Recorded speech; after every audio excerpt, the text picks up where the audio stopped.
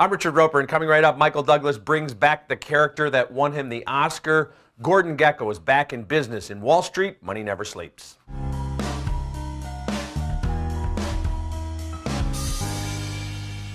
A lot of sequels pick up the action right where the original left off, or maybe just a year later. But in Wall Street, Money Never Sleeps, we pick up the action a full generation later. And that's what makes this one of the more interesting and one of the better sequels in recent years. The man himself is here with us. Gordon, good to have you on the program. Thank you, Marie. It's nice to be Turn it off. I must tell you, your show is a big, big hit in the can. Oh, you watched it in prison. Your show? Me and a whole lot of others. Gordon Gekko's out of prison. He's a broken and apparently broke man, and he finds out that the 21st century version of Wall Street makes the go-go 80s look like a kid's playground. So what about money, Jake? You like her?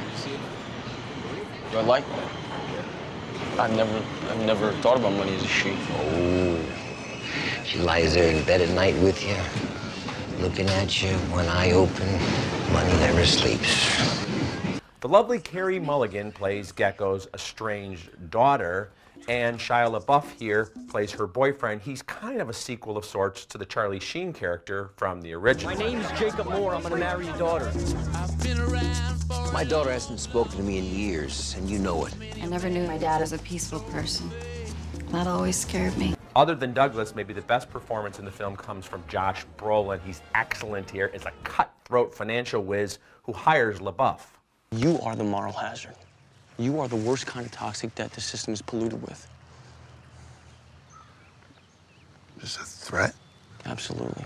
There's a ton of inside financial stuff going on here. Some of this stuff, they might as well have been speaking Portuguese for all I could figure out what they were talking about. But Stone does a great job of moving the story along and not getting too bogged down in those details. Even if we don't quite understand what's going on, we're very invested in the characters.